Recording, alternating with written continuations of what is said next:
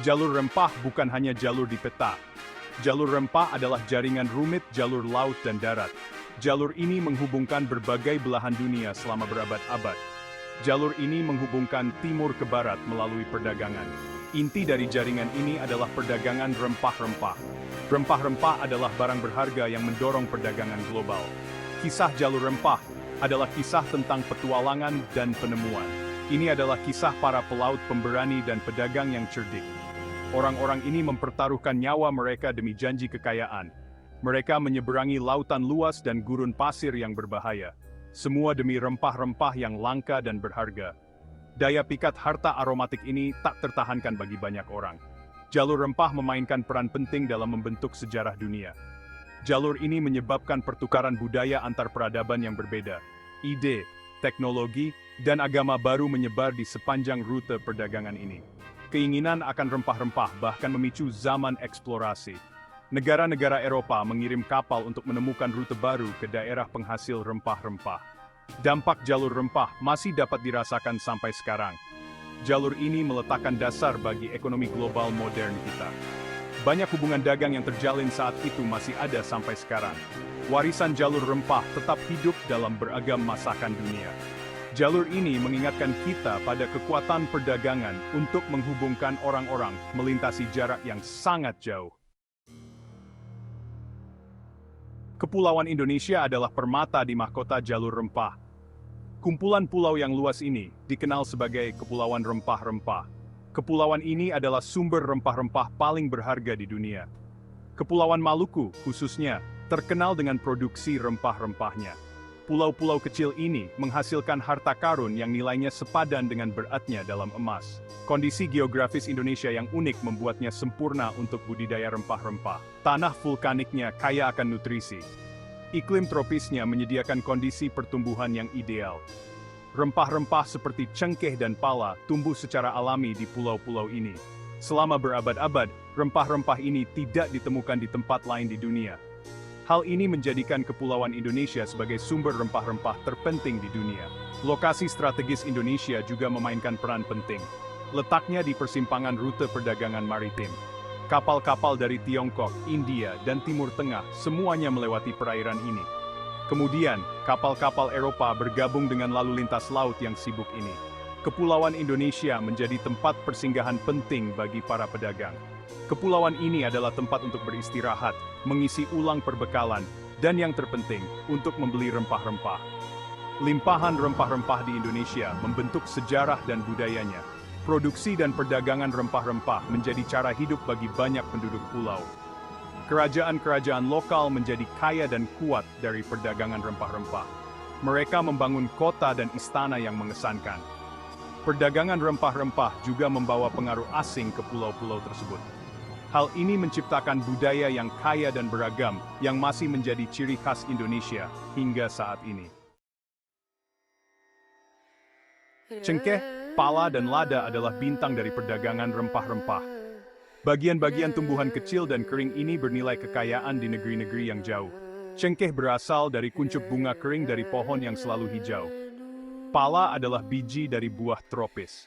Lada hitam adalah buah kering dari tanaman merambat berbunga. Masing-masing memiliki rasa dan aroma unik yang memikat dunia. Rempah-rempah ini tidak hanya digunakan untuk memasak. Rempah-rempah ini memainkan peran penting dalam pengobatan dan pengawetan. Orang-orang percaya bahwa cengkeh dapat menyembuhkan sakit gigi dan bau mulut. Pala dianggap dapat menangkal wabah penyakit. Lada digunakan untuk menyamarkan rasa daging busuk. Di dunia tanpa lemari es, hal ini sangat berharga. Rempah-rempah membuat makanan lebih tahan lama dan terasa lebih enak. Negara-negara Eropa sangat terobsesi dengan rempah-rempah ini. Rempah-rempah adalah simbol status bagi orang kaya dan berkuasa. Rempah-rempah seringkali bernilai lebih mahal daripada emas berdasarkan beratnya. Sekantong kecil pala dapat membeli rumah di Eropa. Lada terkadang digunakan sebagai mata uang. Tingginya nilai rempah-rempah mendorong eksplorasi dan upaya penjajahan Eropa. Bangsa-bangsa bersaing ketat untuk menguasai perdagangan rempah-rempah. Permintaan akan rempah-rempah ini memiliki konsekuensi yang luas. Hal ini menyebabkan terbentuknya monopoli perdagangan. Hal ini memicu perang antar kekuatan Eropa. Hal ini bahkan berkontribusi pada perkembangan perbankan dan asuransi modern. Perdagangan rempah-rempah adalah pendorong utama globalisasi awal. Perdagangan ini menghubungkan berbagai belahan dunia dengan cara yang belum pernah terjadi sebelumnya. Bagian 4, leluhur kita, ahli produksi rempah. Leluhur kita memainkan peran penting dalam perdagangan rempah-rempah. Mereka adalah pengolah dan produsen asli komoditas berharga ini. Selama beberapa generasi, mereka menyempurnakan seni menanam dan memanen rempah-rempah. Mereka mengembangkan teknik untuk mendapatkan rasa dan aroma terbaik. Pengetahuan ini diturunkan dari generasi ke generasi melalui keluarga dan masyarakat. Pekerjaan produksi rempah-rempah tidaklah mudah. Pekerjaan ini membutuhkan keterampilan, kesabaran, dan kerja keras. Pohon cengkeh, misalnya, membutuhkan waktu bertahun-tahun untuk matang. Pemanenan harus dilakukan dengan hati-hati dengan tangan. Pala membutuhkan waktu yang tepat untuk mendapatkan kualitas terbaik. Leluhur kita memahami irama alam. Mereka tahu persis kapan dan bagaimana memanen setiap rempah-rempah. Selain budidaya, leluhur kita juga terampil dalam mengolah rempah-rempah. Mereka tahu cara mengeringkan dan mengawetkan rempah-rempah dengan benar. Hal ini penting untuk menjaga kualitas selama perjalanan laut yang panjang. Mereka mengembangkan metode untuk mencegah pembusukan dan serangan serangga. Beberapa teknik ini masih digunakan sampai sekarang. Keahlian leluhur kita memastikan bahwa rempah-rempah Indonesia adalah yang terbaik di dunia. Leluhur kita bukan hanya produsen, tetapi juga pedagang.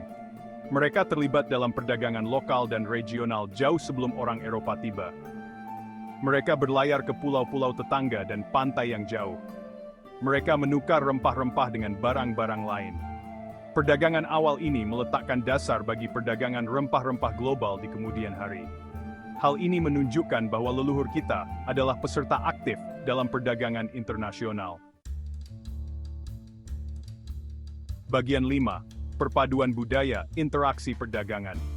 Perdagangan rempah-rempah mengubah pelabuhan-pelabuhan di Indonesia menjadi pusat perdagangan yang ramai.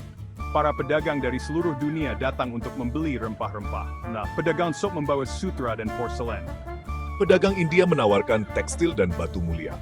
Pelaut Arab datang dengan karpet dan kerajinan logam. Masing-masing kelompok membawa budaya dan adat istiadat mereka sendiri. Interaksi ini menciptakan permadani budaya yang kaya di Indonesia. Ide dan teknologi baru dipertukarkan bersama dengan barang-barang. Leluhur kita belajar tentang berbagai agama dan filosofi.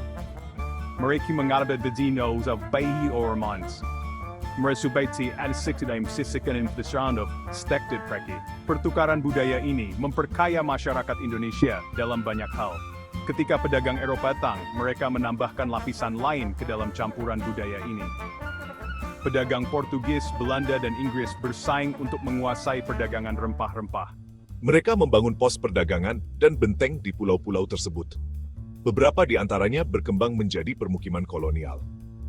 Orang Eropa membawa agama Kristen dan teknologi Barat bersama mereka. Mereka juga memperkenalkan tanaman dan metode bertani baru. Interaksi dengan pedagang asing tidak selalu berjalan damai. Terjadi konflik dan perebutan kekuasaan. Beberapa kekuatan asing mencoba untuk memonopoli perdagangan rempah-rempah.